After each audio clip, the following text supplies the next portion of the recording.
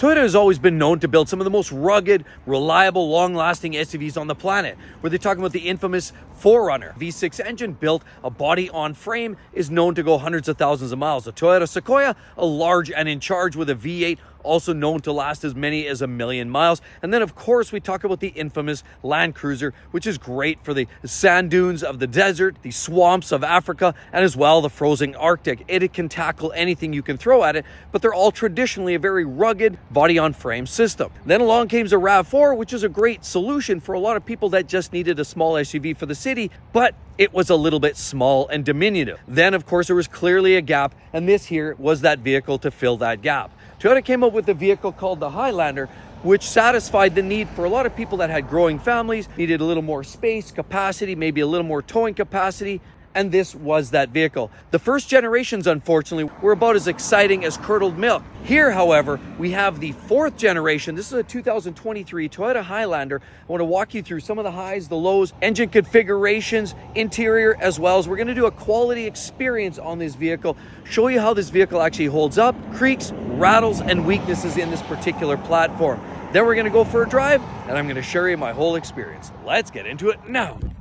So before we talk about what's under the hood, let's take a quick look here. I love the new style, of course. This latest generation, the fourth generation, came out in about 2020 for this particular model, which of course naturally is the Highlander by Toyota, and you have the nice blacked out version. You'll notice I like the blacked out touch they have. In a lot of their models, they call it the Nightshade Edition. But here we have the XLE all-wheel drive.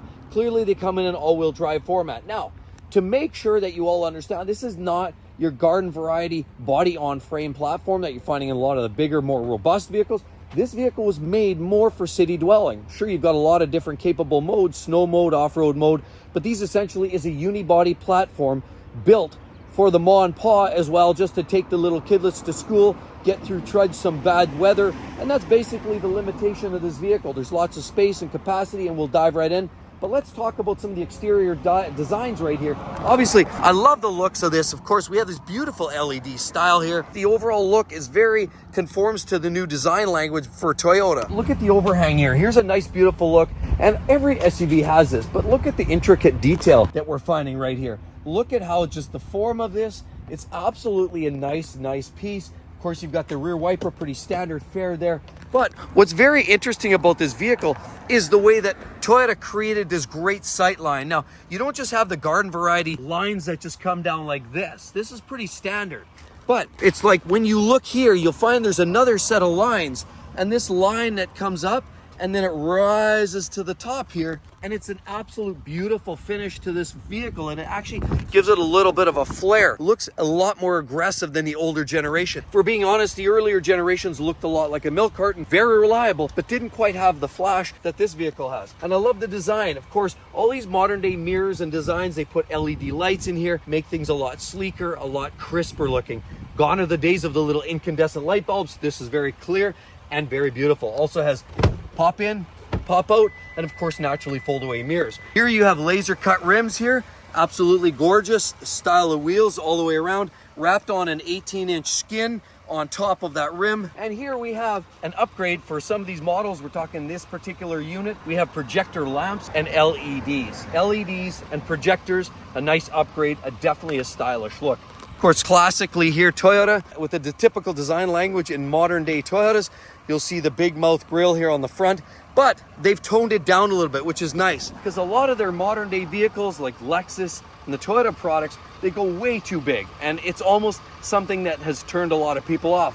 But they've cleaned this up, they've kept it sleek, they've kept it tight, and they've got some nice detail here. Some great quality materials. It looks great from a distance, and it seems to hold up fairly well too. Then on the front, we notice we have these beautiful lines, these big sharp shoulders, very powerful, and this nice little line up the middle. It just gives it some contour, takes away some of the ho-hum vanilla yogurt look. It's a great looking unit. Then we look up top here, we have nice trim up here, followed to, we get this beautiful aluminum trim or color painted here, and of course a beautiful little roof rack. Now, one thing to note is you have a sunroof up here. Small sunroof, but sunroof nonetheless. And that's the difference between going with a Toyota product versus a Lexus, which is luxury brand. You're gonna settle it down, you're gonna get a lot of the same features, but a lot of them are gonna be smaller, simpler. a lot less to go wrong. And when you're buying a Lexus, you might get the full panoramic glass on top, but when you're buying the Toyota, you're typically getting smaller sunroofs like this. Less glass, less open air feel into the cabin, but you still get enough for the front driver as well as the passenger. It's still a nice look, but it is simpler, dumbed down. And you'll see the same theme goes on in the interior, and we'll explain shortly. Okay, let's open up the hood and let's see what's underneath here, and we'll explain some of the drivetrains that are available in this vehicle. Now, one thing you'll notice, of course, with a Toyota, you're not going to have the fancy shock absorbers to hold the hood up. You're actually going to have to use the prop rod to hold the hood. Like that, right there. Now the vehicle is good and the hood is secure by holding it with the prop rod. Those are the little things you do without the struts and the extras and the small sunroof. And again, we'll talk about some of the features, but it's not a bad thing. And that's why it has such a winning recipe for success and reliability, is because it keeps it simple. Now, under the hood of a lot of these Highlanders, this 4th generation, you get a lot of different drivetrains. You can get a 2.4 liter turbo 4-cylinder, you can get a 2 liter turbo, a 2.5 liter naturally aspirated, hooked up to the eCVT. Of course, that's their version of the CVT transmission with the first gear. That's a torque absorber. It can take a lot of the abuse and the punishment. And of course, this is my personal favorite, and this is the engine that I would buy in any modern Toyota, because we know, unfortunately, this engine is going away. And that's why, if you can still get your hands on one of these, this is the drivetrain. What we're talking about is the infamously reliable, and it's been literally gone through time and time again, dragged through many models and different years and different variations. It's the 3.5 liter V6 by Toyota with dual port as well as direct fuel injection. It is a glorious piece, ultra reliable. In this vehicle equipped, it comes with about a 296 horsepower, transversely mounted V6 engine, and as well, it's coupled up to an 8-speed sport shift automatic transmission. Absolutely beautiful. We'll demonstrate that later for you. But it's this very engine is the way I would configure any of my Toyotas if I could get them still. If that model and that engine configuration were available, I would opt out of the 2.4 turbos for now. I would stick with the 3.5 liter V6 that you find in this. And to me, this is the sweet spot. This is the drivetrain you want, but we'll talk about how it drives when we go for a drive here shortly. And we might as well just cut right to some of the reliability aspects. Very simple. Dipstick. A lot of cars now are doing away with that. They're going electronic, only readable on the dash.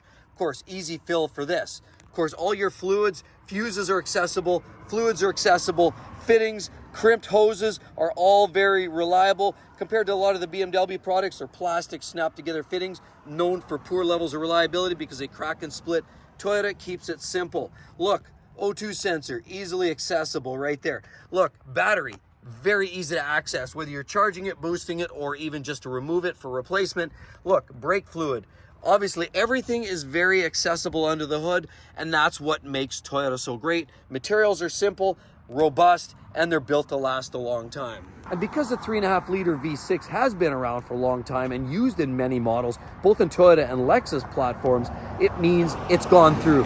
All the bugs have worked out year upon year upon year, and now it's at a point where that engine is literally going to last forever. Just do your oil services, it's good. All right, let's go inside this unit and I'll show you some of the interior finishing. So let's go. All right. Now, first I want to note that a lot of Toyotas now are coming with a lot of latest technology, so it doesn't feel, even though they're a simple vehicle, they're not without their level of technology. And so we're filming at a different location. We're Carlsbad, California today, a little warmer than we're normally used to. Let's open up some windows and sunroof here for you before I sweat myself out here. First of all, the sunroof, very easily accessed. You have the close, you have the open, just give it a good press and hold, and then it basically just takes over from there, and the sunroof does its own magic. Then, of course, looking here on the driver's door panel, you can either adjust your mirrors, turn it to the left side and adjust, turn it to the right side and adjust. Down here, you have all your windows. We can lock the baby locks there so they can't open the windows themselves, or we can release that. Of course, we have all the window controls. Let's open up the passenger, hit that. Boom. Very simple, one touch, and away it goes. Very easy to use. They've always reused these buttons over and over and over again. They're not luxurious, they're not fancy, they're not slick, but they work. So let's start over here. We have some great adjustable vents. Then down here, we can either open the trunk with this, or just hit it with the key fob right there.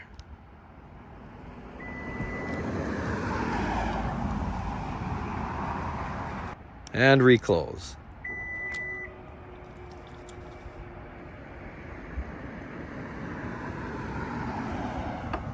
Now, another way you can't do it is like a lot of modern day vehicles these days, you can either wave your foot down here, you can give it a shake or a move like this, and usually that'll open a lot of the trunks in a lot of modern day SUVs. Such is not the case in this case. Like Toyota tries to keep things simple, and it gives you reason and justification to step up to its luxury brand, Lexus. And down there in the cubby, you have lots of room below the door, and down over here, seat controls, because you have fully powered seats. You can either up and down, tilt the back, forward and back, and you have more controls right here. On top of that, for the seats, you also have heated seat controls right there.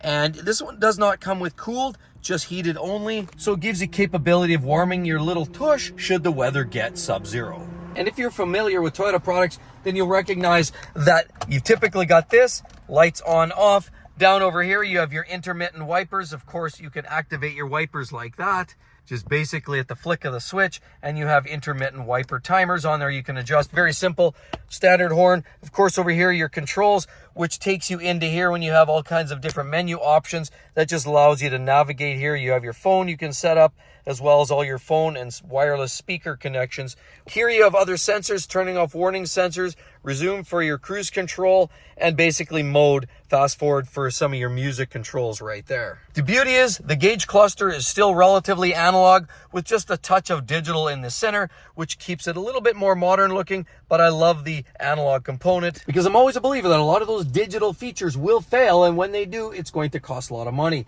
So Toyota's keeping things simple there. Then, of course, we cycle along in the center. Of course, we look at the big display here. Not that large of a display relative to a lot of its competition that you see on the market today. This looks like to be about an 8-inch display, corner to corner. Navigation, apps, projection. You can do a lot of different features. A lot of your infotainment's accessible through here. Very simple to use. Of course, it is touchscreen too, so it's very nice. It works very quickly, quite responsive. Then down here, as mentioned already, we've got heated seats both for the driver and as well for the passenger. It works nicely there too.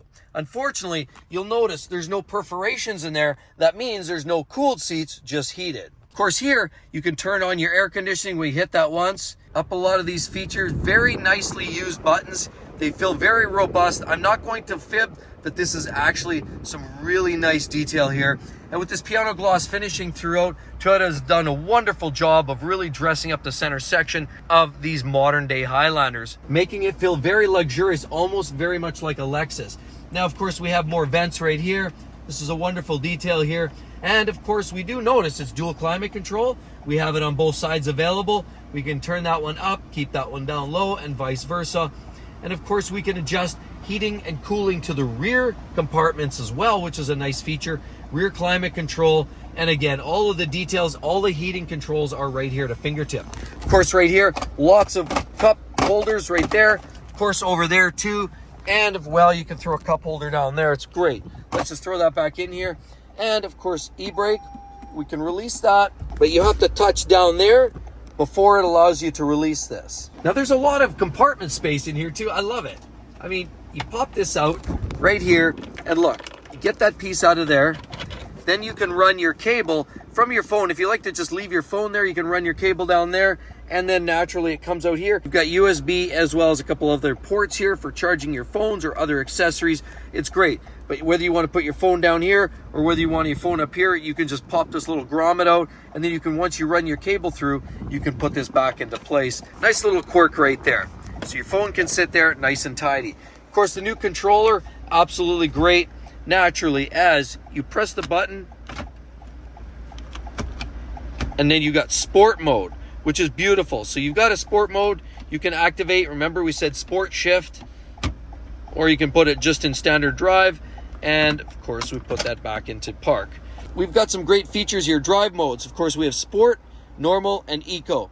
Eco, of course, is going to maximize fuel economy. Normal is just default when you turn the car on and go to sport mode. It's going to sharpen your response on the overall throttle, as well as the vehicle is just going to feel a little bit more taut right there. Of course, we just typically leave it in normal.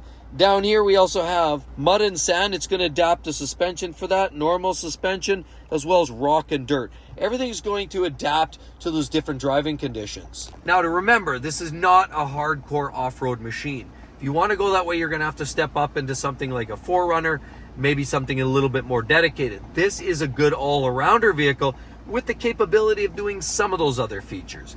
it's what I like to consider the jack of all trades. Not necessarily the master of none, just the jack of all trades. Does everything really well, but not exceptionally. Down here, of course, we have traction control off, snow mode, and of course, slow climb descent right there, and of course, auto shut off, which everybody loves the auto shut off, right? Yeah, not really. But pardon the dirt. Here, you slide that back, and now you can just put your phone on here, and you can basically charge your phone on this handy little phone charger. You turn it on right here, turn it on just like that, and flip that up, and now you have a massive vault of cavernous space down here with another DC charger down here, which you don't really need it from day to day, but it's available. Lots of capacity there for all your goodies, as well as more space in there for all your magazines and all your personal accessories. This very smooth operator, very well built. Now, the overall quality feel in this vehicle doesn't feel all that luxurious, but it's high, it's built well, it's sturdy, and of materials that you can almost literally rinse them off. They're sturdy, you can wipe them down, they'll tolerate kids and abuse and use, and they'll last for years. Let's just show you some of that. Right here, very hard vinyl, but it's somewhat pliable, so it's nice. It's not leather, you know it's cheap, but it works, and it'll tolerate a lot of hard use. Definitely also this shoulder here will take a lot of hard use. Very hard plastic. Nice. Same thing, the dash, very hard plastic. And this, we have this high gloss finishing here. You'll notice plastic, plastic, plastic. Down here, the seats, of course, are all vinyl. They look like leather. From a distance, they're made to look like leather. And this vehicle actually feels very luxurious when looking from a distance. But when you feel it, it's got a very rubbery texture to it. And we'll talk about some of the quality experience overall here right away. But that's where Toyota cuts the corners. They keep some of those elements free of clutter, free of technology, and as well, they're made to last a long time. Leather will crinkle after 5 or 10 years. It'll start looking like crap after it's used for 60 or 70,000 miles. But this pleather or this vinyl material will last for a long time and look great for many years. Let's jump into the backseat space. But remember, I have to tell you that there are limitations for slightly taller riders. And I've got the seat adjusted because when you first got into this, you'll notice this area up here kind of drops down to allow for the seat for this overall sunroof to slide into the body of the roof line. But in doing so, you actually lose some headspace here. And what that means is this passenger right here usually has a compromised headspace right here and not able to sit that comfortably.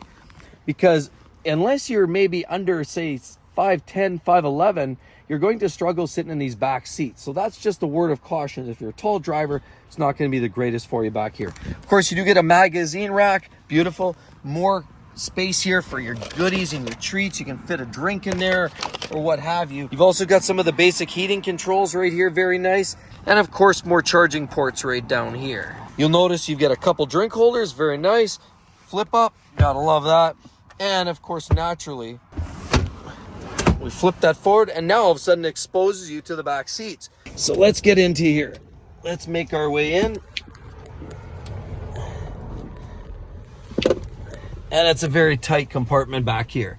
So as you sit back here, you'll notice I've basically really cramped. But the people in the back, let's face it, it's not going to be a happy drive, not for a long distance. This is a 3-row, but of course, look how my legs are sitting. Because this is a flat floor, that basically just means that your knees are going to be up high. You're going to be eating your chin for could be hours on end. So remember, the 3rd row is really more of a convenience or maybe for small children, but it's certainly not going to be a comfortable place to sit. Now, while it is a 3rd row vehicle, it satisfies that need. It isn't going to be the best place, but you do have extra amenities. I mean, you have a couple of cup holders on that side, and you also have a couple of cup holders on this side too. You do get heating vents here, so you're not all stuffy in the back seat area, and more vents and lights. And if you could believe it, being a GIMP back here, this actually has room for 3 people in the back. That's right, this is a 7-seater. We have 2 in the front, 2 in the middle section, and 3 back here. 1, 2, 3 seats over there as well. So not the most comfortable, but again, it meets the intent for people with small families, children, growing families. Maybe they just need the occasional level of practicality just to get some extra family members around once in a while. This vehicle will certainly fit the bill. And in the back, it has adequate space. Obviously, a little bit of room for extra goodies, maybe a couple of duffel bags, possibly a hockey bag, a couple of sets of golf clubs. You have these great mats here as well. And underneath, you can just flip this up and you have your roadside emergency kit underneath, hiding under the floorboards here should you need to take care of business while the vehicle is stuck on the side of the road. All right, time for the quality experience. Let's hit it. Let's take a look at how this vehicle looks like it holds up.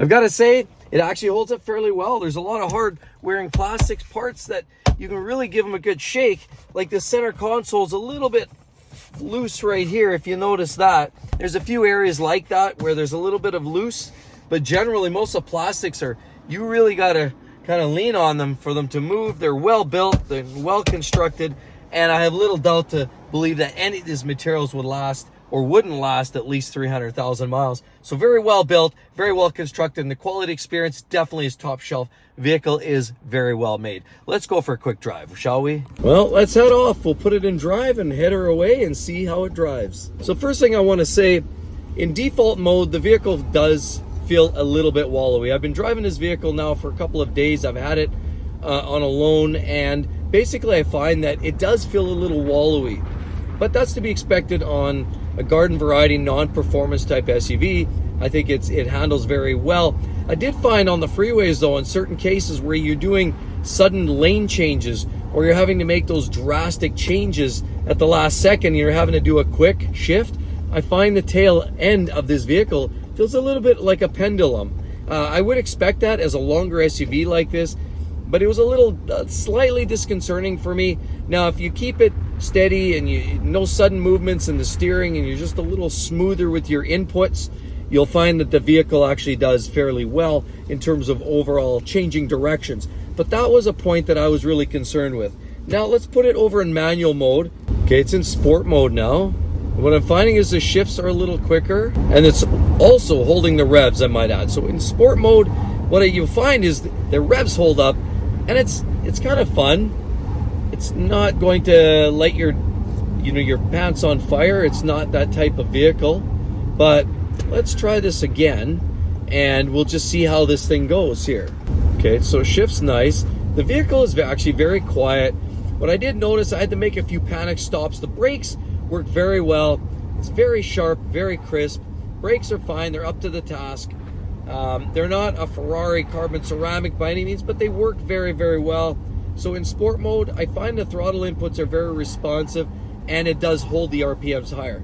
Now we put it back into normal, and yeah, all of a sudden it seems to dumb down and basically upshift. So as soon as you go to normal mode, it starts to upshift. Now put it into eco mode, and yeah, it's, as I touch, yeah, there's obviously a very delayed input response. I put my foot in, it feels like there's a half-second delay to the actual response to the throttle. So eco mode is naturally going to be there, intended to soften up the acceleration, the performance. The idea is obviously using less fuel. That's the whole point of eco mode, and that's just the way that's designed. So back to normal mode. I will say, overall, manual mode is nice. The driving experience is pleasant. The big thing I take away from this is it's not a rocket ship. With 295 horsepower, it's kind of a beefy SUV. It has enough weight behind it, so it does drive nicely on the freeway. I find the RPMs are low. There's enough torque, midline torque, for this vehicle to cruise down the highway easily, gently, and it does a very good job of that. Now, again, 0 to 60 blasting out of the hole. You wouldn't expect more than about, or any better than about 7.5, 8 seconds, 0 to 60. It's not a fast vehicle. And I do find with some of the undulations here in the Los Angeles area, a lot of those types of freeways you'll get, and a lot of you that know these areas that I'm talking about drive these parts of the country regularly, and you know some vehicles are worse than others. This vehicle here, you start to get into this sort of resonant up and down, and this vehicle seems to really absorb that. It eats up speed bumps very, very well, but as it gets into this resonant up and down, what you're finding is the vehicle really starts to feel like it's bobbing and bouncing. It's a kind of a fun feeling, almost feels like you're on an amusement ride. I know that's not the intent, but I will say, again, it's a very comfortable cruiser. The first seats, the primary seats, are super comfortable. You have all the amenities, the heat, obviously heated seats, AC, dual climate control, all the radio controls, HVAC controls, everything's nice. The back seats, nice. You have inputs there too. You also have some HVAC controls there. Where it gets a little short on success, if you will, or comfort, is the third row. That's going to be basically more of a convenience. That's not going to be the space that you want to have your best friends or your best relatives there. You're going to put those people that generally aren't the ones, they're the third wheel, so to speak. Put them in the back, because that's not going to be the most comfortable spot. We're quite honest. Now, sometimes you need the convenience. That's perfect. I get it. But overall, the vehicle, I would say, is very soft. It's very compliant. It's not a quick lane changer. It's not a quick accelerator. The brakes are average. So performance is not the game. Long-lasting durability is the game. However, you got to remember, there's many drivetrains. We know the 2.4 liter Turbo 4 connected to the hybrid might be a bit of a different. That's a newer drivetrain, hasn't yet proven itself. That could be up in the air yet. The old 2.5 naturally aspirated with this eCVT could be a successful combination, as it's been proven out in many other models. So that's been a very, very great combination. But quite frankly, if you're going to buy this vehicle, it gives you the good old-fashioned internal combustion drivetrain, reliable, the true workhorse by Toyota. It's this 3.5 liter V6, has been known to run for years and years and years, comfortably, reliably, in a gentle, comfortable, durable package. This beautiful vehicle here, the Highlander, is definitely one that I would strongly recommend for somebody that needs the space, the family size, and of course you just need some of the luxury amenities without going full in. You don't necessarily want to spend the Lexus dollars, but you want to get most of the features. You want to get a basic sunroof, you want to get heated seats and all of the other amenities. You get most of what you would get in a modern day Lexus, but you can do it for much less money. It's a great vehicle. Quite frankly, it's a soft vehicle to drive, comfortable, and it's one that I would definitely recommend. And with all of that said, be sure to check out that. Jaguar also brings a great vehicle in the SUV segment, and that one too. You're going to love both of those vehicle reviews. Top shelf, and they're very interesting to drive. Hope to see each and every one on the next one. We'll see you real soon. Bye-bye.